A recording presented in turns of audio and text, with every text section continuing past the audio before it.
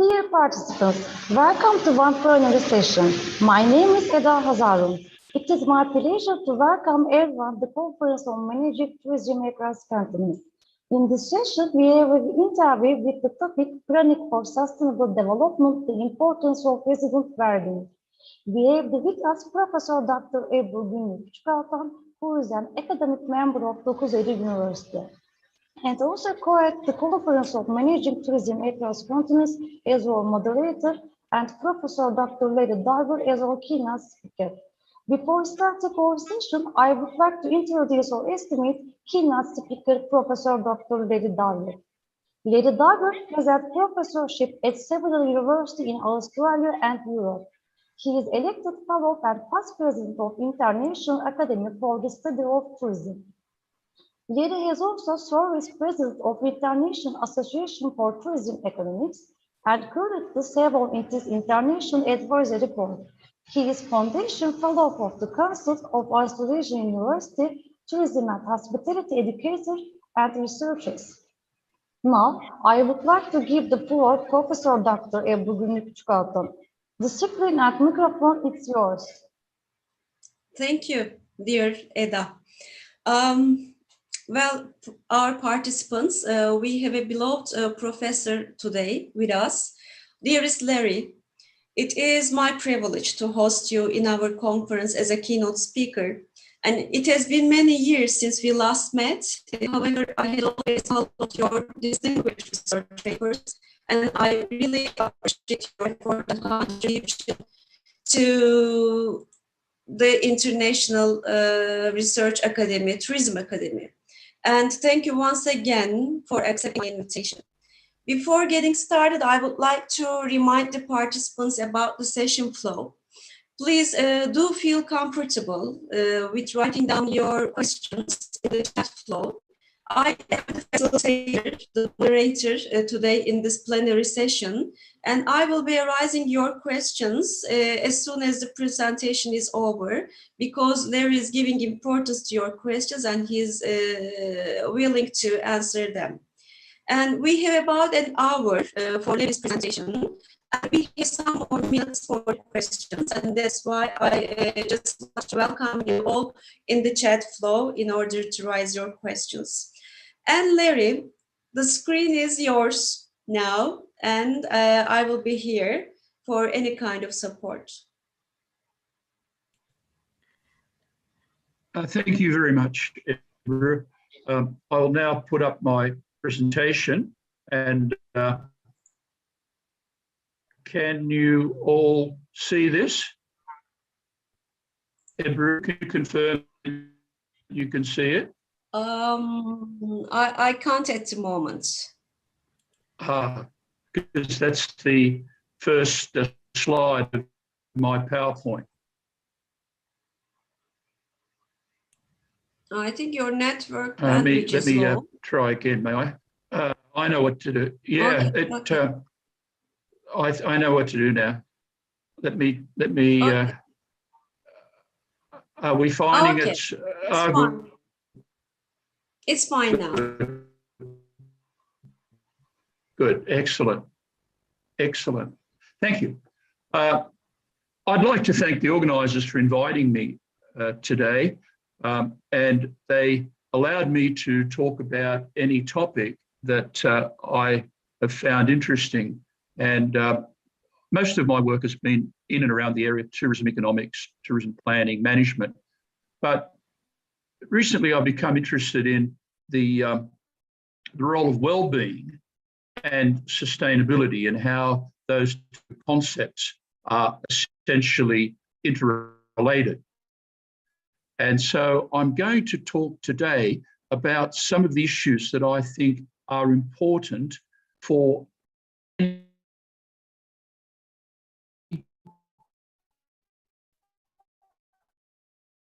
any research working in the area of the takeoff point for what I am going to talk about today. It's called the Beyond GDP approach. And the Beyond GDP approach has been supported by a good number of extremely reputed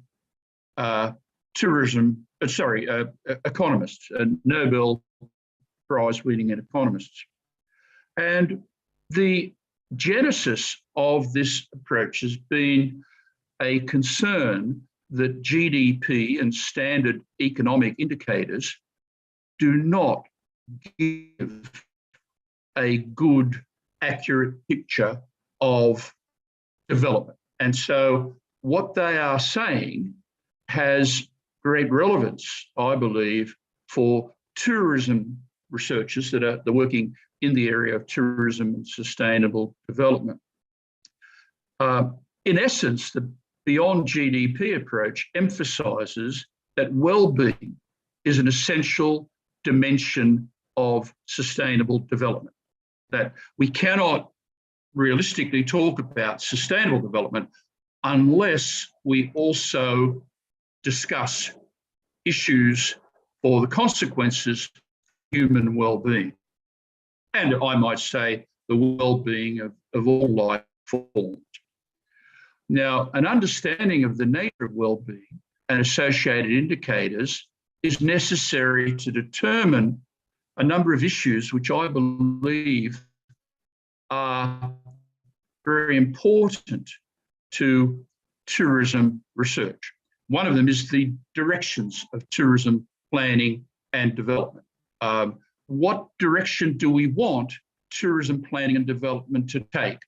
Well, we can be guided by well-being issues if we understand that the ultimate aim of development is to enhance well-being. And once we understand that, it gives us an objective goal. It has relevance for destination competitiveness. The ultimate aim or the ultimate rationale for achieving a competitive tourism industry is to enhance the well-being of resident stakeholders. Now, I've contributed to the tourism literature on destination competitiveness, and I've developed models of destination competitiveness and so on. But most of us working in this area just pay what in English we call lip service to well-being. Now, lip service is just when you acknowledge that well-being issues are important, but they don't find an important place in the framework. They're just sort of mentioned as an aside or an add-on. Whereas my view is that if we start to take well-being issues seriously, this has important implications for the entire destination competitiveness literature, which is a big issue, as you would know, in tourism research. And thirdly, a concern with well-being is of crucial importance to assessing tourism's participation in meeting the Sustainable Development Goals. As you would know, the United Nations has a 2030 Sustainable Development Goal agenda, and tourism is acknowledged to be an important industry in that endeavour to meet these Sustainable Development Goals. My view is, and it's the view of others, that unless we take well-being issues seriously, then we are not really assessing the or adjudicating participation in meeting these sustainable issues. We must face a number of challenges. And what I have done here is I've labelled these challenges all aspects of the word beyond. So I see that these challenges imply that stakeholders must address several different notions of beyond, and I'm going to talk about those. Now, you would all be familiar with the standard conception of sustainable development. It meets the needs of the present generation without compromising the ability of future generations Larry, to meet I'm sorry, their own needs. Now, the standard conception, environmental issues. Yeah. Larry, I think there is something wrong with your internet connection because it's breaking down. Do you think you can fix it a bit? Maybe you can go nearby your Wi-Fi connection if it is. Oh, gosh. Yeah. We are experiencing some problems while you are speaking. I would have no idea how to. See, I can hear you guys quite well. Is my voice breaking up, is it? Yeah, it is. Look, I don't know what I can do. I'm so sorry because No problem. Is it wireless? I mean, you can maybe go nearby your modem. I could try to get closer to the modem. Yeah, it's wireless. It's a wireless connection. Let me just see if I can get closer to the modem. I've not experienced this before. I've always been able to have a good connection. I'm talking. Yeah, it was quite well before the session started. Yes. You know, we chatted for minutes. Yes. It was quite well. Yes. How is it now? Can you hear me now? It's better. It's better. Yeah. I'm sorry. Will I continue on then? Yeah, sure. Okay. The standard conception is the three pillars of sustainability: environmental, social, and economic. and sustainable development is in the middle of the circles. But as I will address this issue because it really doesn't, it's a static model that is used. And I think a lot of economists have this static conception of sustainability. And I think we need to move beyond that. I've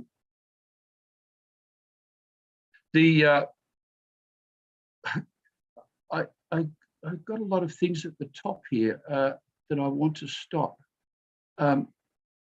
What's it called? But yeah, sorry, I don't know the title of this this overhead that I've got at the moment. Okay, can someone help me? What is the title of the heading there? But what about well-being? What about well-being? What about it? Okay. What about it? An increasing number of researchers in the social sciences argue that it's an essential criterion of sustainable development.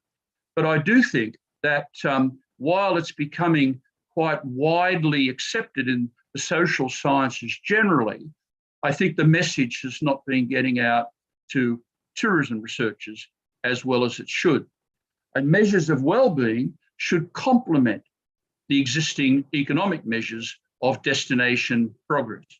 To properly address well-being issues, we must go beyond GDP. Now, how do we go beyond GDP? What does this mean? Well, what's wrong with GDP? For many decades, GDP, gross domestic product, has been the preferred measure for assessing progress in human development, although it's never been created for that purpose. But for years and years and years, the major economies of the world have tried to grow their economies, and they boast if their GDP is high. GDP has become a measure of progress, and yet it was never intended to be such a measure. GDP relates just to the value of the goods and services produced in an economy in any given year. And the formula is fairly well known. GDP, that's gross domestic product, equals consumption plus investment plus government spending plus exports minus imports. And that values the goods and services produced in an economy in any given year. And the view is the greater the level of economic production, the better people are to satisfy their material needs. And I don't think we would disagree with that. The greater is the output in an economy, the more potential there is to satisfy people's material needs and hence add to their well-being. However, GDP does not capture important elements of the quality of life or well-being. It doesn't tell us how much leisure time we have. It doesn't tell us about the health of the population. It doesn't tell us about our social connections.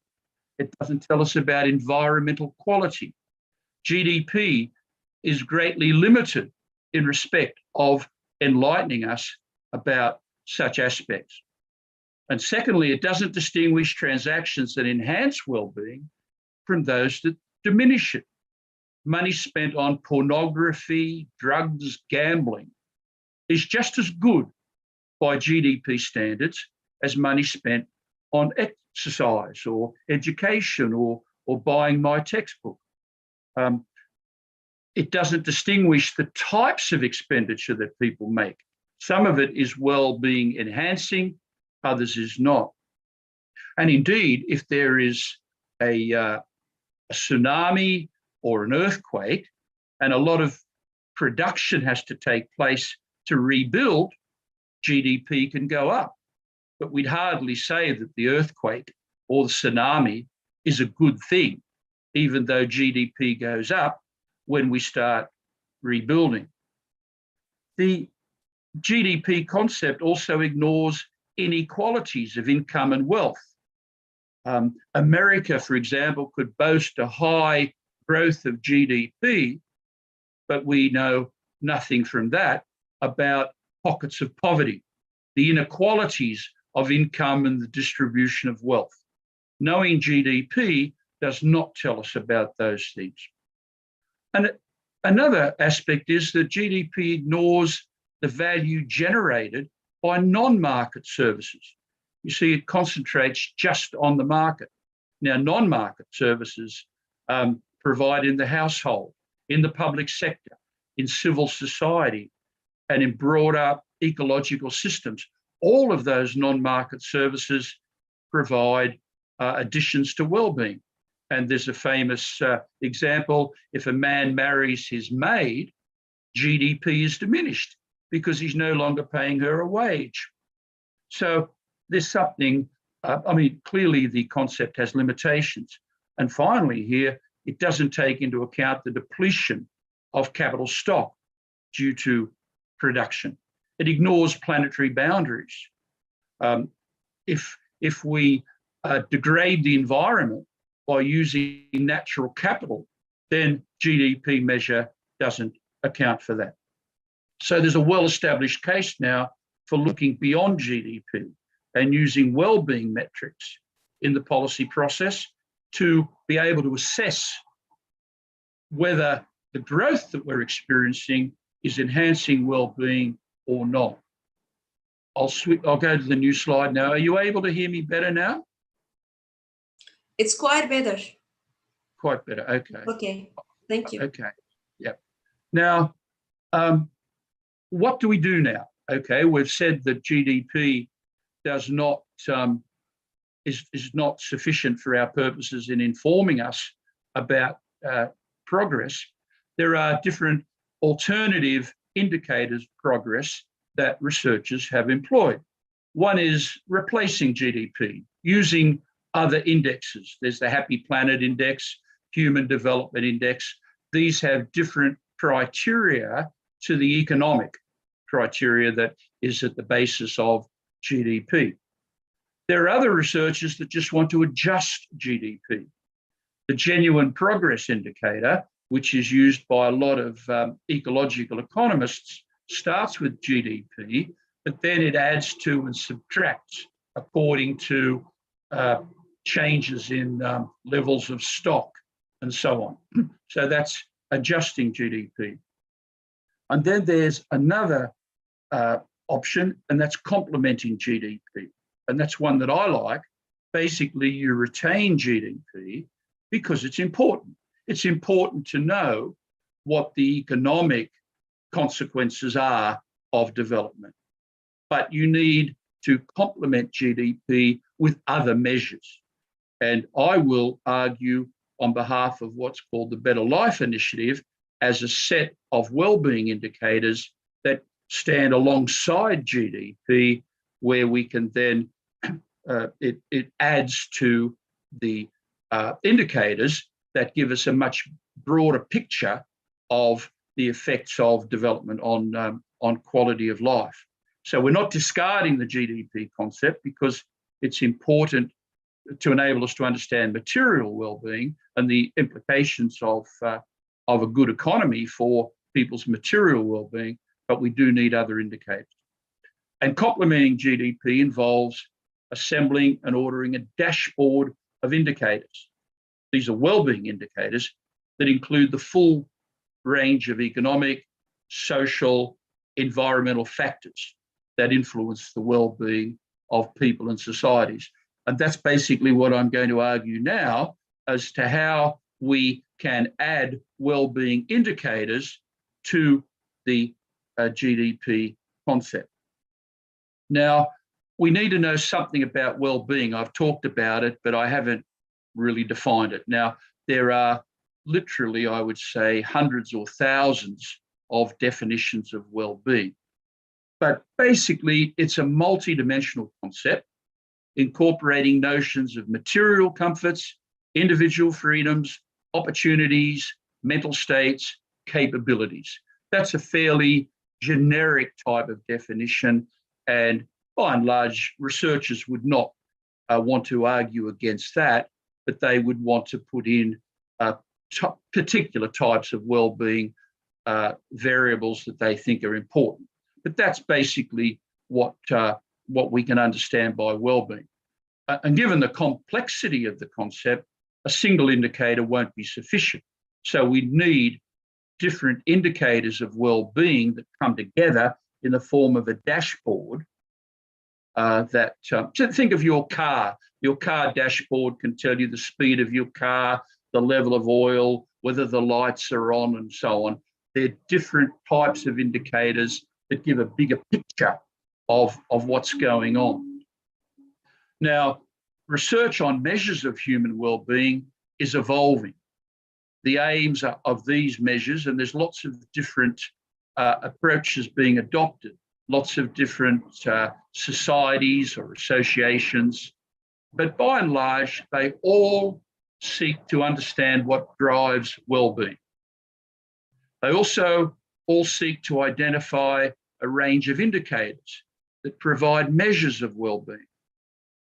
They all seek to, or some do, not all, involve citizens in the discussion of what enhances well-being. And I think that's very important, because if we're going to develop the tourism industry, we must pay attention to the community needs, community values, the needs of the host communities. And all of these approaches also seek to determine how measures of well-being can inform public policy. And as a tourism economist, I see this as an important issue. We want to go beyond warm, fuzzy glow feelings of the importance of well-being to understand how well-being issues can play a role in public policy, in public decision-making for the good of citizens and residents. Given the need for well-being estimates to inform tourism development paths, the method used by tourism researchers must be credible with a sound basis in theory. And I found in the tourism literature that the tourism researchers tend to borrow all sorts of variables from all sorts of researchers in the social sciences. And I don't think that is good. It's not building a theoretical basis that tourism researchers can use. And the well-being measures must be credible with a sound basis in theory.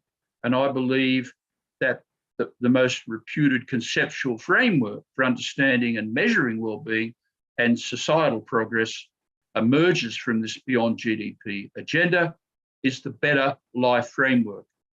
It has been supported by the OECD in numerous publications, and some of the world's top social scientists have been brought together to formulate this Better Life Framework. The framework's gaining widespread support from policymakers, industry operators, and researchers worldwide. That basically, the next slide, are the pillars for understanding and measuring resident, current, and future well-being. And the main themes are material living conditions, quality of life dimensions, and sustainability dimensions. The material living conditions are income and wealth, jobs and earnings, and housing, which is important. Housing is increasingly recognised as an important attribute that can determine people's quality of life. And so the Better Life Index, the Better Life Initiative framework has developed indicators for each of those material living conditions, indicators for income and wealth, which include GDP, indicators for jobs and earnings, indicators for housing. But they also have a number of well-being dimensions, all with indicators. And there are 8 there. There's health. The importance of health for a quality life is acknowledged. Work-life balance is important. The extent to which people can enjoy their life outside of the workplace and the time they have for leisure and family and education and so on. There's education and training. Education and training can lead to better jobs, but also a better quality of life, a better appreciation of life, and so on. Social connections are important. Friends and family, a quality social life, other people in one's life are important, and there's indicators of that. Civic engagement and governance, the ability and opportunity of people to have a say in their community and the way their community is progressing. They can are enabled to be able to play an important role in civic engagement and governance, and that can lead to well-being because people feel they can make a difference in their lives and in the lives of others. Environmental quality is obviously important. If the environmental quality is good, people's health is better, they are happier by and large, with greater well-being, there's less instance of disease, and so on. Personal security is important because people need to feel secure, whether that's economic security or physical security, and that's related to where they live, and that can be related to the environmental quality and so on. And subjective well-being. The Better Life framework recognises that we must also ask people what their quality of life is, what type of level of well-being, and whether their well-being is changing. So there are objective indicators there, but there's also the important subjective indicators of actually surveying people to asking them about their satisfaction in life.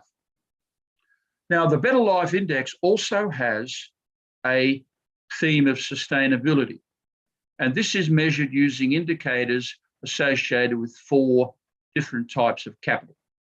Economic capital is the things that are built by human beings. Economic capital is the buildings we have, the cars we drive, the aeroplanes that fly us, the airports, the shipping terminals, and so on. These are elements of economic capital. Infrastructure, which is important, obviously, for tourism industry to be viable over the longer term. There's also human capital, the skills people have, the level of technology, innovation, entrepreneurship.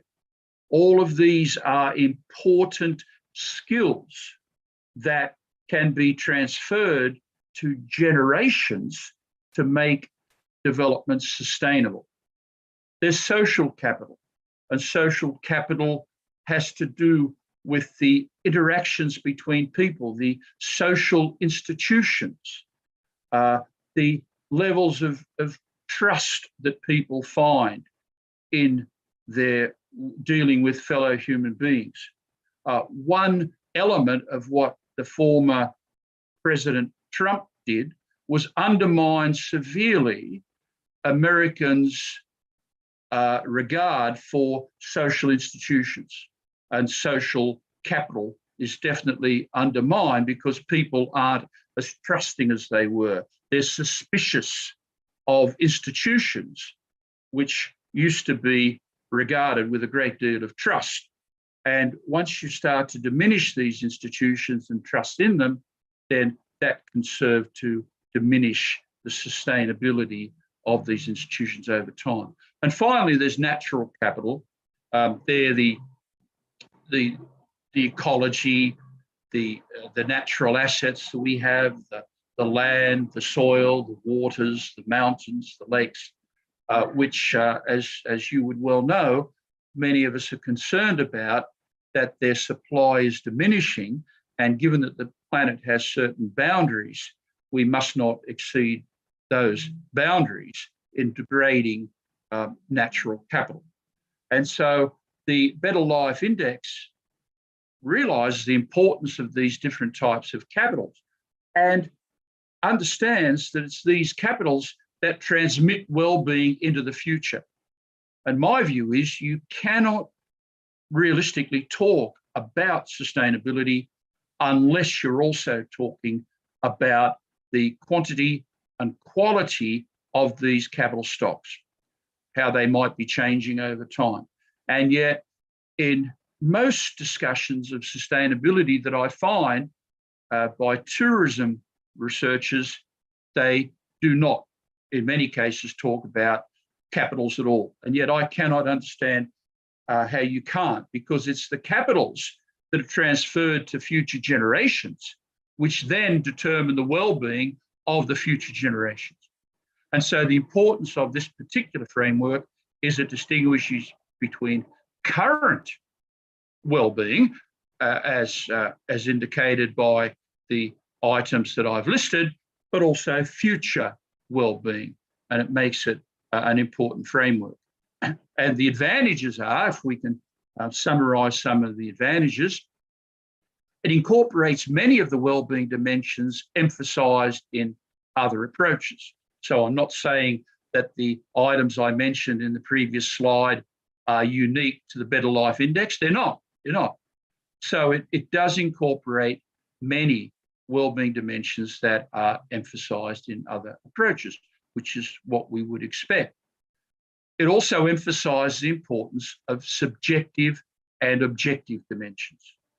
Whereas I think, well, my view would be, and I'll talk about it soon, that tourism researchers have emphasised the subjective because they've done a lot of work on perceptions, whether they're perceptions of tourists or perceptions of residents about well-being, but they've neglected the objective dimensions which must be considered, because many of those objective dimensions then influence people's subjective well-being. It distinguishes the drivers of current and future well-being, thus embedding sustainability considerations into well-being study.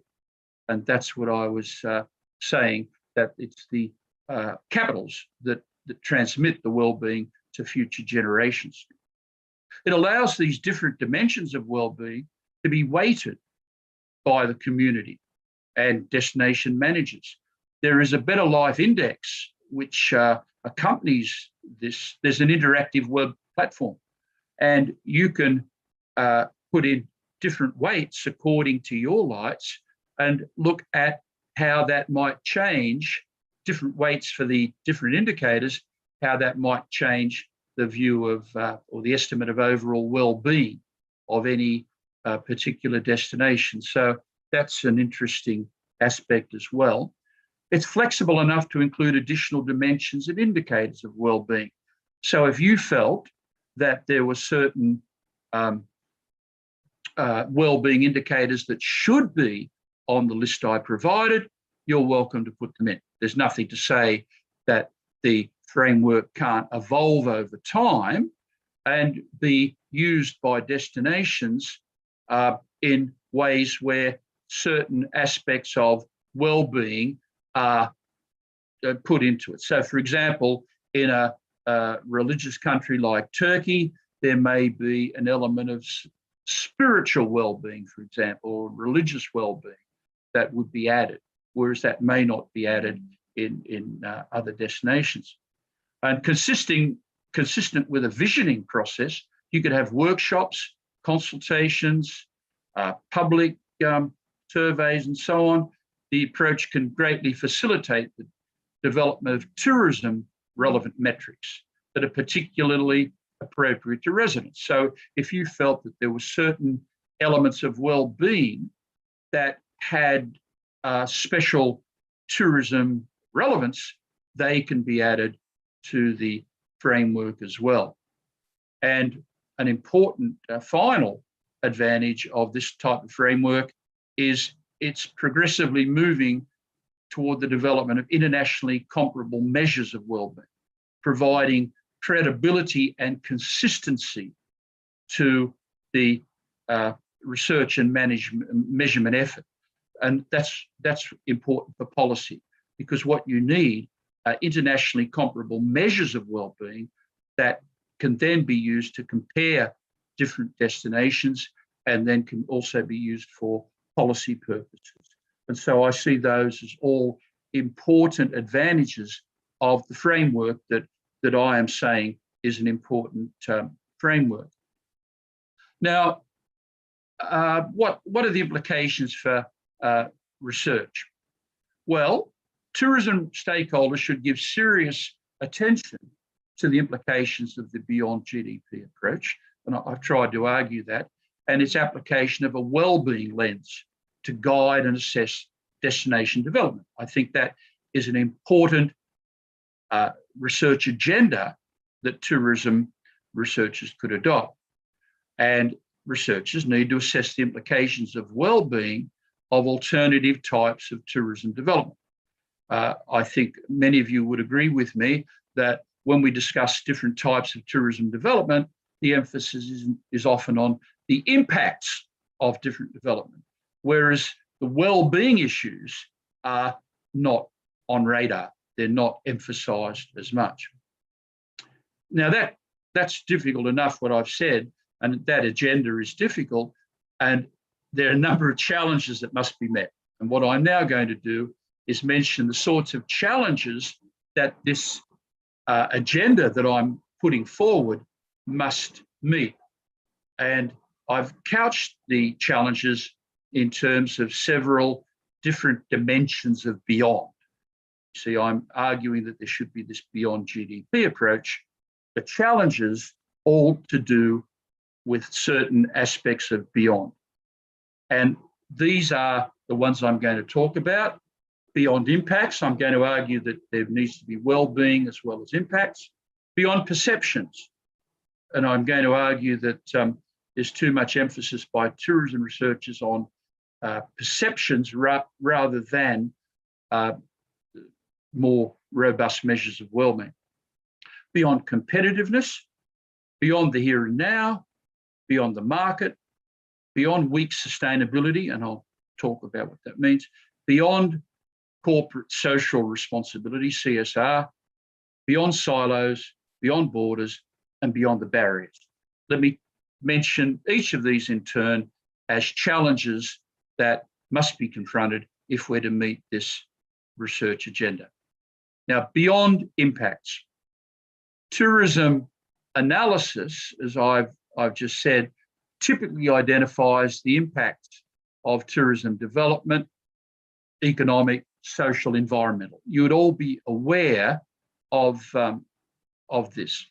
Now, these impacts are typically measured in physical terms, such as tons of pollution, or monetary terms, a dollar, costs, and so on. These are impact measures, physical or monetary. Impact measures are important, but they don't go far enough. My new agenda calls for the well-being measures to also be employed beyond impact measures. This involves determining the links between the impacts and the well-being. So knowing that the impacts might be 10 more tons of pollution is fine, and we can cost that using certain valuation techniques. But what does this mean in terms of people's quality of life? What does it mean for their well-being? I'm saying that that is an important question, and that needs to be answered beyond just an estimation of impact.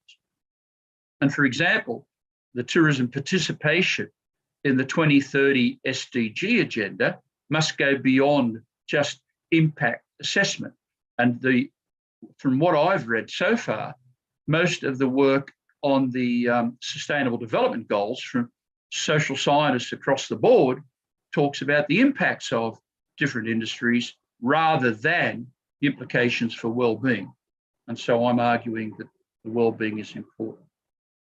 The second, beyond the perceptions, tourism researchers tended to focus on subjective measures of the tourist and resident well-being, generally using easily collected survey data. And you've all read, I'm sure, the surveys on tourist perceptions or satisfactions or resident views of the holding of the Grand Prix and so on and so on. The emphasis, though, also has been on the tourist rather than the resident. And yet we all know that destinations are not, well, destination tourism industries are not created for the tourist. They're created for the resident. That it's good that we can offer products that the tourist likes and that the tourist is happy coming to a destination, because if the tourist is happy, the tourist might come back and can speak favorably about a destination, generating more tourism. But we do not develop our industry for the tourist as such.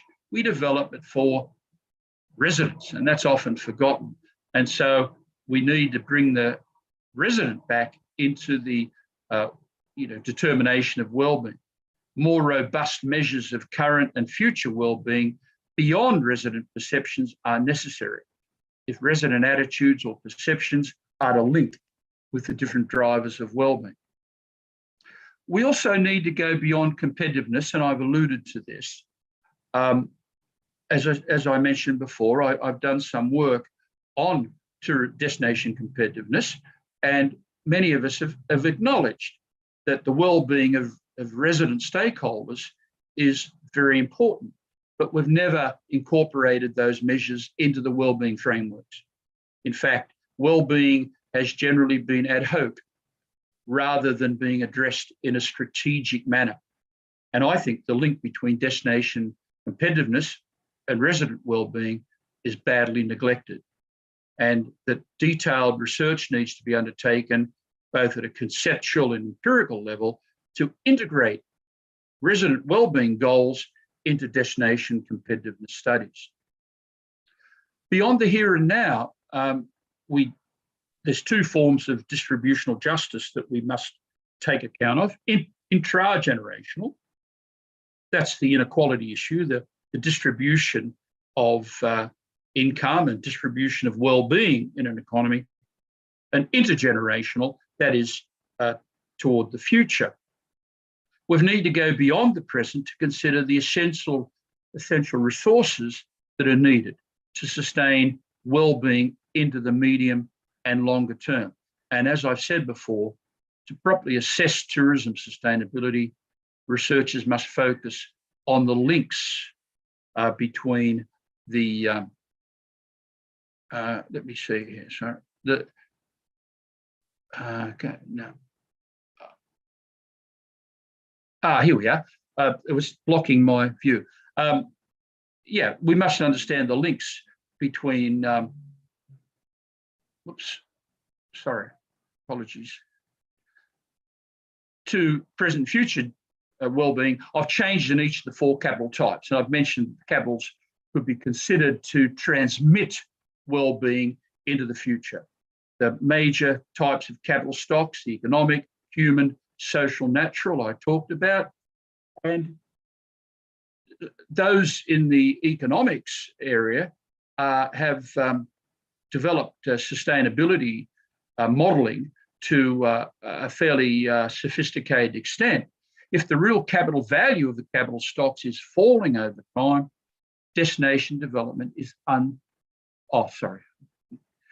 let me go to the first one. If the real capital value of the capital stocks is increasing over time, destination development may be sustainable, resulting in increased resident well-being. In other words, if we can value the capital stock, and studies are now being done as to how the capital stock can be valued, if it increases over time, then we can say that destination development may be sustainable. That depends on its effect on well-being.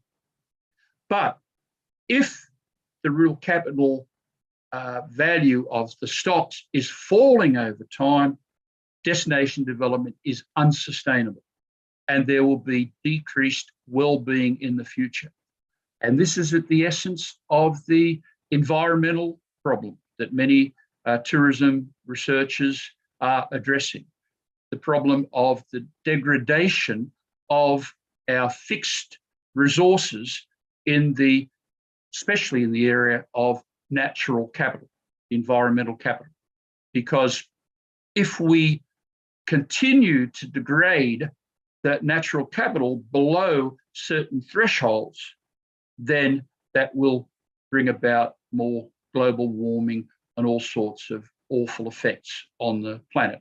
And that's why many of us consider that the future of the planet depends on the preservation of these natural capital stocks. And I believe, as I've said before, that tourism researchers have failed to appreciate the role played by changing capital stocks as sources of sustainable well-being. Beyond the market.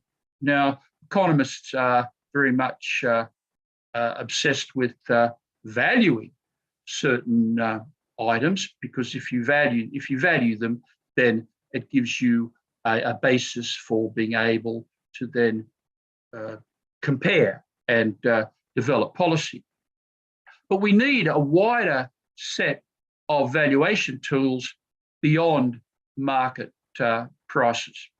Wellbeing data have public good characteristics, and that means that they're potential benefit to everybody, but they impose costs on those who collect it. And that means that often these valuation issues don't take place because governments are not prepared to actually do all of the estimation sums involved in determining what the benefits to people might be. Researchers are progressively moving toward the development of internationally comparable measures of well-being to better understand people's lives at the individual, household, and community level. And I see a particular strength of this movement is that statistical agencies worldwide are attempting to incorporate these variables into their system of national accounts. Now, of course, not every destination is doing this. One that's an obvious one is Bhutan. You may well know about the situation with Bhutan with the gross happiness index. But increasingly now we're finding there is a discourse, an exchange of views by researchers in the statistical agency, major statistical agencies of economies worldwide as to how well-being considerations can be put into the national accounts alongside the traditional standard economic types of variables.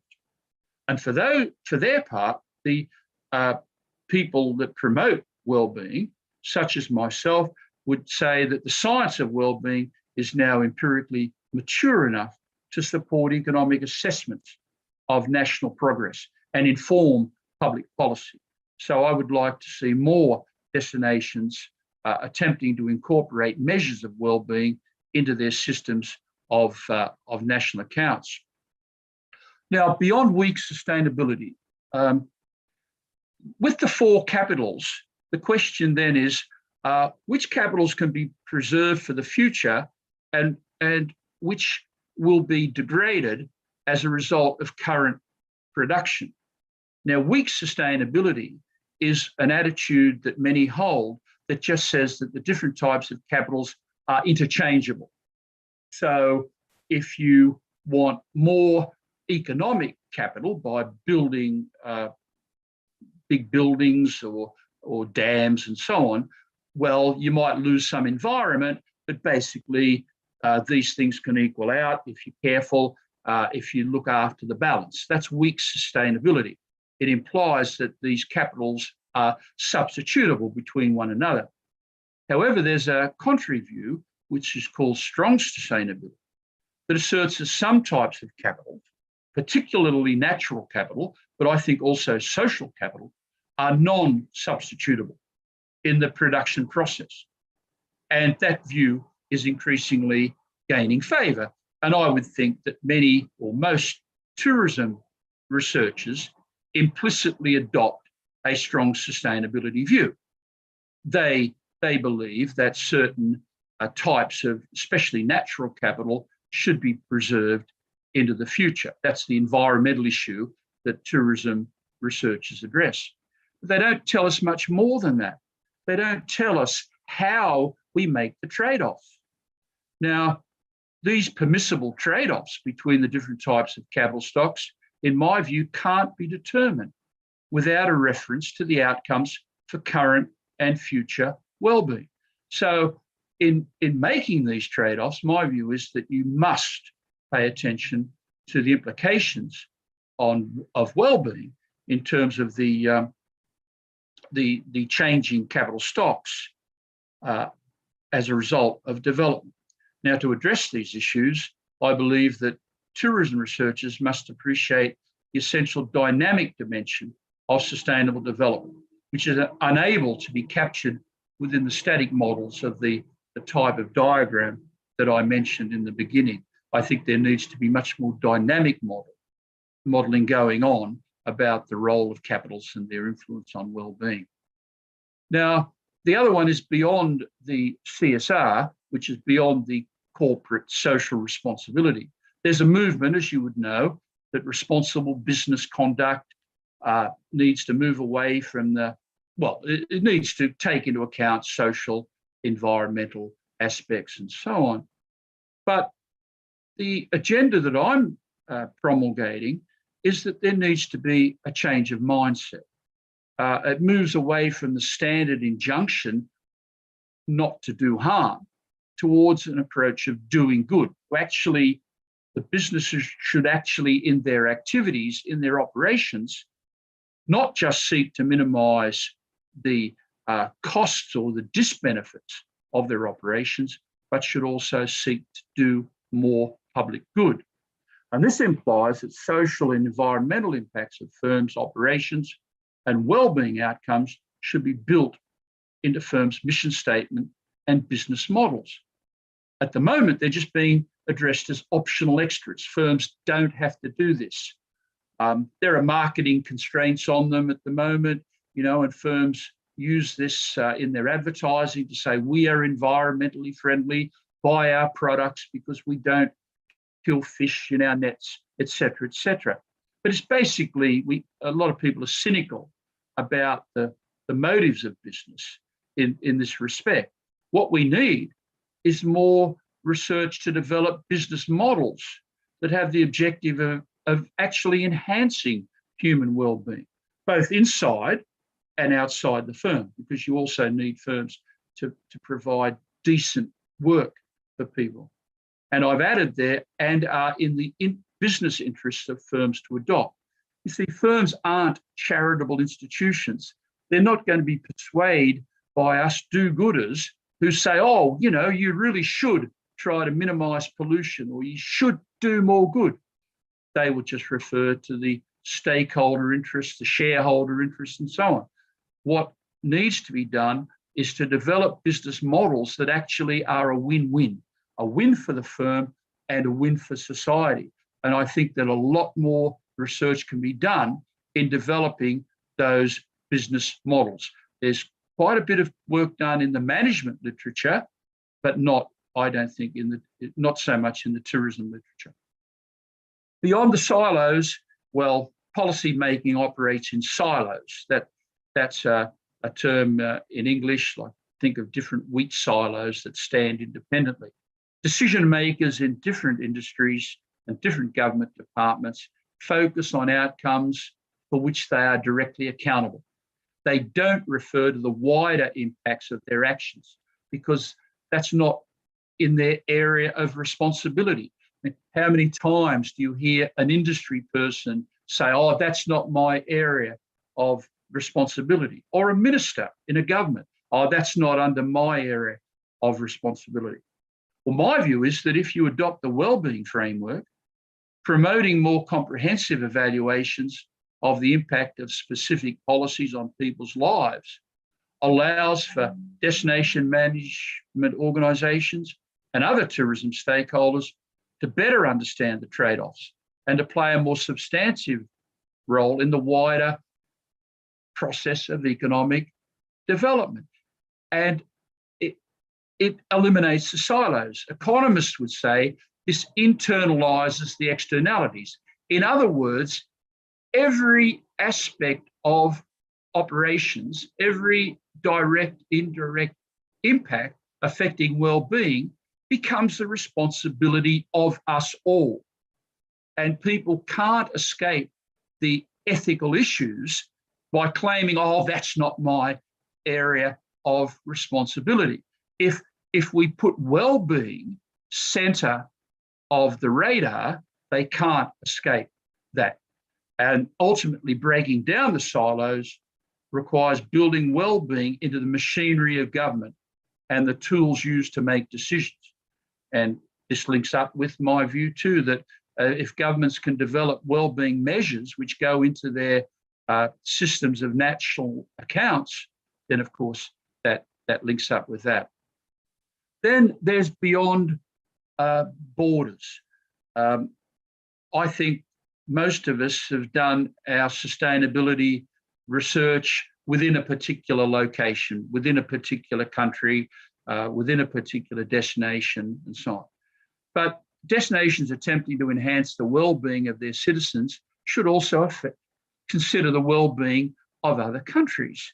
For example, carbon emissions can lead to global warming where everybody on the planet is worse off. And of course, tourism industry effort to address COVID-19. I mean, the consequences of that are enormous.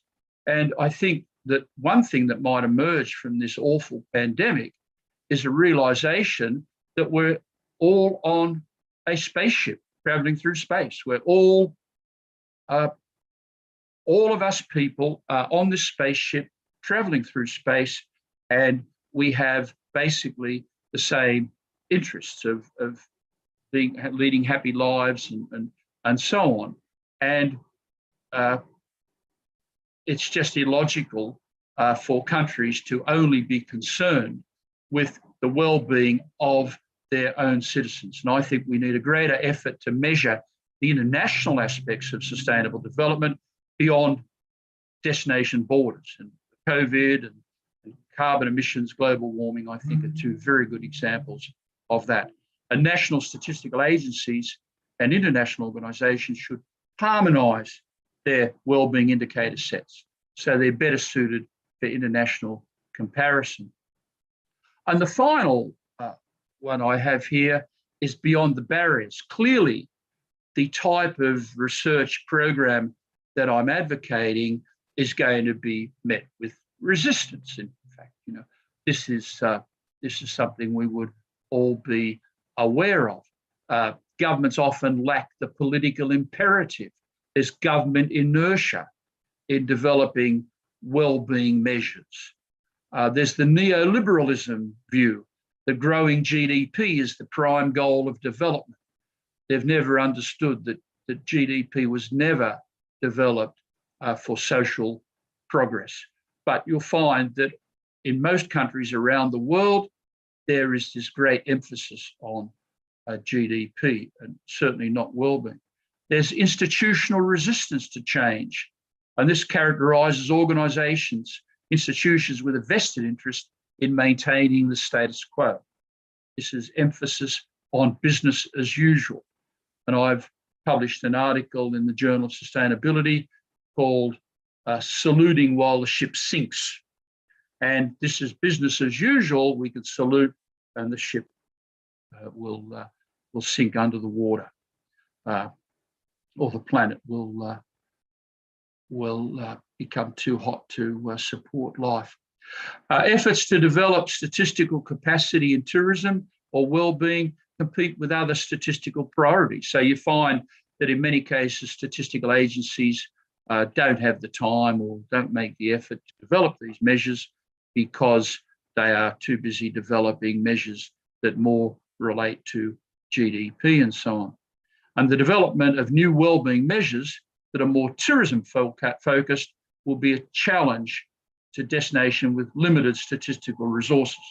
So I don't pretend that many developing countries have the resources to do this, but I think the issue is so important that the developed economies should support the funding for developing, lesser developed economies to formulate the types of statistics that are needed for a proper understanding of the well-being implications of tourism development. And I think the UNWTO could play an advocacy role here on behalf of the development of well-being measures. I think the UNWTO has been a bit silent on this, and I think it's time that the UNWTO got with where the action is, and that is with the development of well-being measures.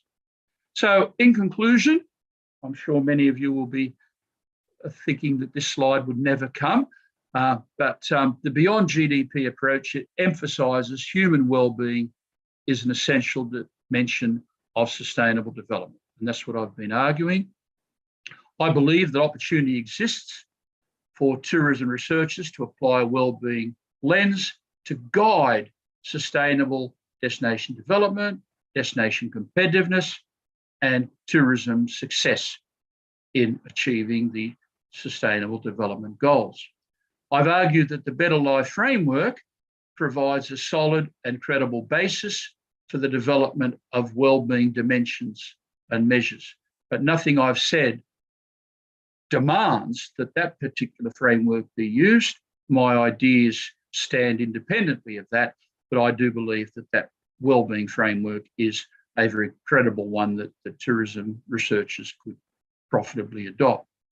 Tourism stakeholders can provide an ongoing input into the process of developing these measures, advancing our understanding of the specific tourism-related impacts that affect resident well-being. Who better to talk about the tourism-related impacts affecting resident well-being than tourism researchers themselves?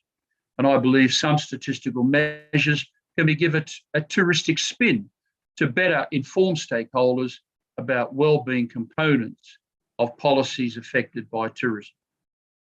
Addressing these challenges, the different dimensions of Beyond, I believe, is an important research program that will occupy the attention of tourism researchers for many years to come. And I, for one, intend to work on it because I think it's so important. And I believe this effort should be taking place now. I have some selected references for you, and I thank you for your attention. Thank you, Larry, for the inspirational presentation. Actually, raised my awareness with notions of Beyond, and I'm sure most of the participants have already started to outline a research agenda with several notions of the Beyond.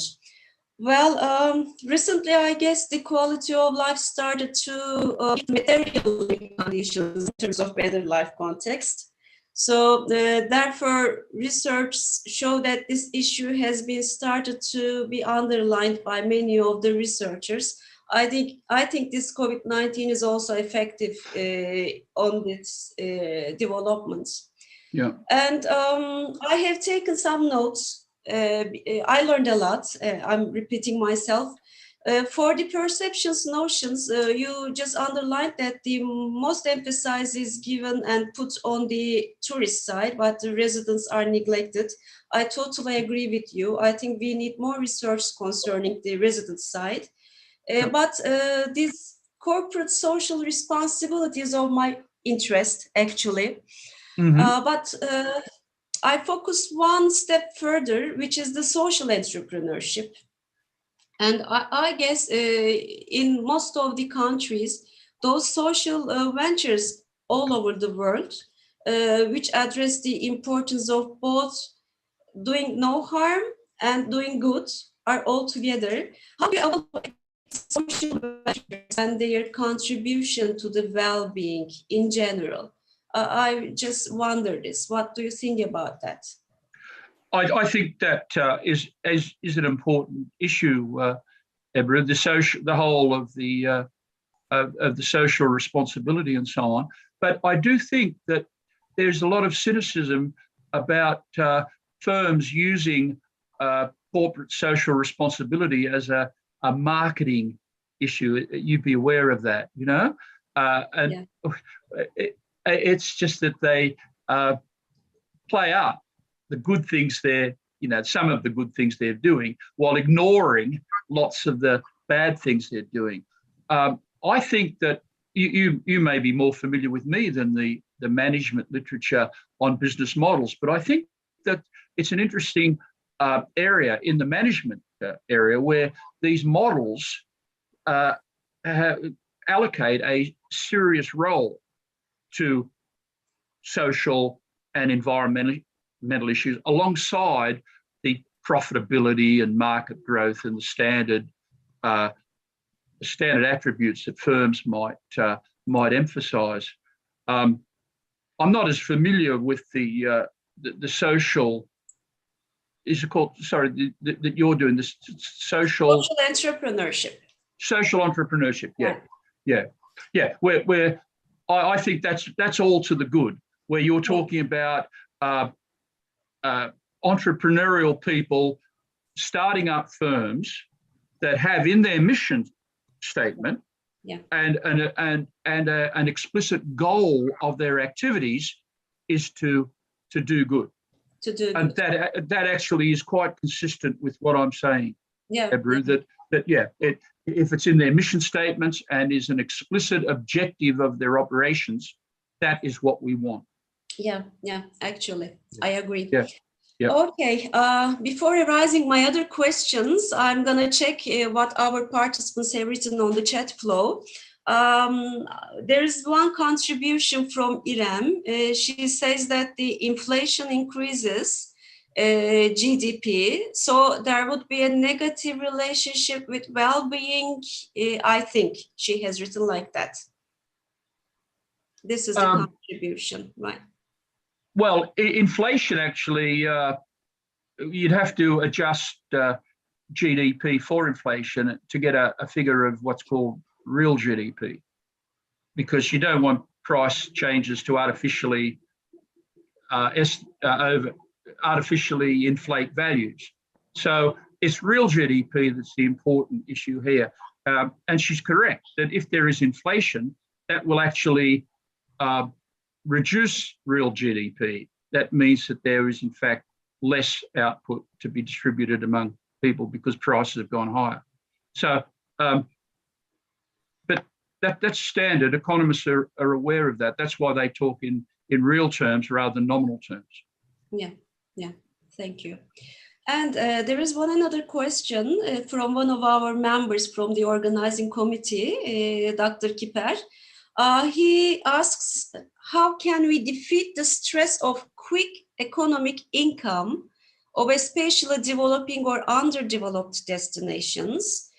Because sustainability measures are practical for mostly developed destinations. This is the question. Yeah, I'm sorry, it petered out. I apologize for my poor internet connection. I've never experienced it before in years and years and years, except tonight. I'm sorry, Ebru, I missed the crux of the question. Okay, I'm gonna repeat it, no worries. How can we defeat the stress of quick economic income of the developed or underdeveloped destinations? Because sustainability measures are practical for the developed destinations. Yeah, no, I missed it again, but I think the essence of the question is that developing countries probably prioritize the economic side with the material benefits that economic growth can bring, and de-emphasize the social and the environmental. And I think that is because for years and years and years, the emphasis internationally has been placed on the economic. Whereas if the social and the environmental were allocated a proper role in development, then countries would emphasize those other factors as well.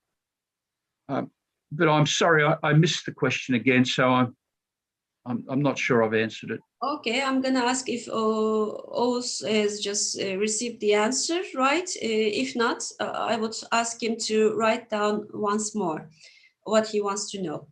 And there is another one from one of our participants. He is addressing the thing that you have underlined earlier about the religious countries.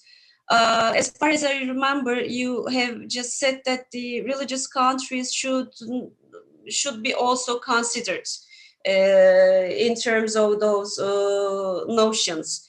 He asks, why do we need to have that kind of a perception related with religion? Well, I only mentioned it as an example that communities have particular views on what are the important aspects of well-being and what are not. And it was just an example to say that a community that was a religious community may put in certain types of spiritual well-being that another community may not. I mean, I live in a secular community, whereas I'm aware many destinations in the world, religion plays an important role in people's lives. They may wish then to be there to be explicit indicators about religious observance and so on. So I was basically, the point I was making was that communities have the option, if they wish, to put into the framework any types of values that they wanted. The framework does not exclude any values that may not happen to be mentioned in the framework that I put up. Okay, it makes sense actually, because spiritual well-being is also important, and most of the business are paying importance to that issue. So it makes sense to me. Thank you very much. And also that he is satisfied with your answer. So no worries about that. And I think we have no more question, Larry. I'm gonna ask one more final question. I know that you are tired because it has been more than 1 hour we are together. This is the last question that I'm gonna arise. It's about the status quo, because we know that well-being is very important nowadays, such as COVID-19, political crisis in some nations, and natural disasters that we are facing, such as it happened in Australia. I'm really sad with that. I was sad with the news as well. Something is out of our control all over the world, and specifically in some countries, because in some countries they make much more effect in terms of being underdeveloped or developing. And how do you see tourism and well-being in that context in the near future? I wonder your thoughts. So if you are going to recover from pandemic and the COVID-19 issue, how would the world be changing? The changes that will take place after COVID. Again, it was breaking up. You're asking about what types of changes do I envisage in tourism after COVID? Is that what you're asking? Yeah. Yeah. I wonder what the world is going to be like. Yeah, that's an extremely difficult question. I think that it won't be the same world, but I do think that there are people that their behaviour will not be altered, and they will be wanting to catch the first plane they can to travel. And I think my view is that basically tourism will return to some sort of normal in terms of what is normal for tourism within about 3, 4, 5 years. And I think in 5 years' time, the tourism industry worldwide will be more or less what it was like 2 years ago. But I do think one consequence of COVID in Australia that I've seen is that there's been a big loss of smaller firms. And what we might find is that worldwide, it's larger firms that are more able to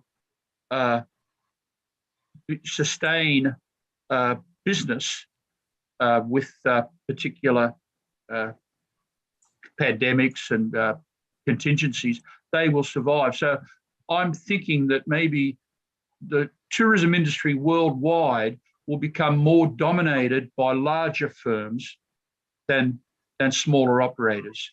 Now, that could be to the detriment of the consumer, where we might find that when larger firms become more dominant, then they might, increase prices and use their market power, and the consumer suffers. Okay, thank you. So small businesses, rest in peace then, right? Yeah. Because the larger firms Yes. are going to get the control over the world. Yes, yeah. Okay. Yeah. Thank you, dear Larry. I learned a lot. I hope our participants think so. We have no more questions, and I really appreciate your participation, and thank you once again for accepting our invitation. Thank you very much. Thank you. Thank you, everyone. I am sorry about my connection. I'm quite puzzled by it. As I said, I've never had a bad connection before. So anyway, apologies for that. No problem, Larry. This is the technology. We need to get used to that. Right. Okay. Thank you. Bye-bye. Thank you, everyone. Bye-bye. Okay. So now the screen is yours, dear Ipek. Dear participants, thanks for being participated and your questions. I also would like to thank to our moderator, Professor Ebru Günlü Küçükaltan, and our keynote speaker, Professor Larry Dovier. Before closing the session, I would like to inform you about a project called Forest Tourism and share a short video about the forest tourism on the screen.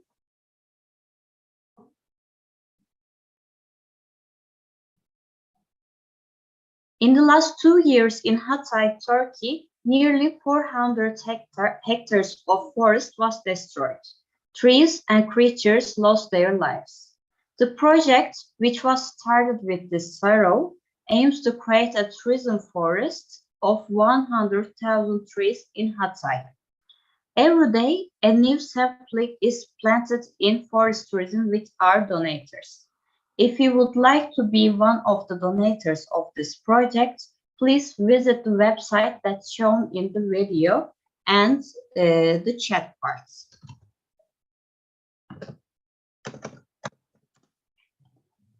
Hope to meet with all of you in the first scientific session at 1 p.m. in Turkey time zone, which is 2 hours later. See you soon, and thank you for participating.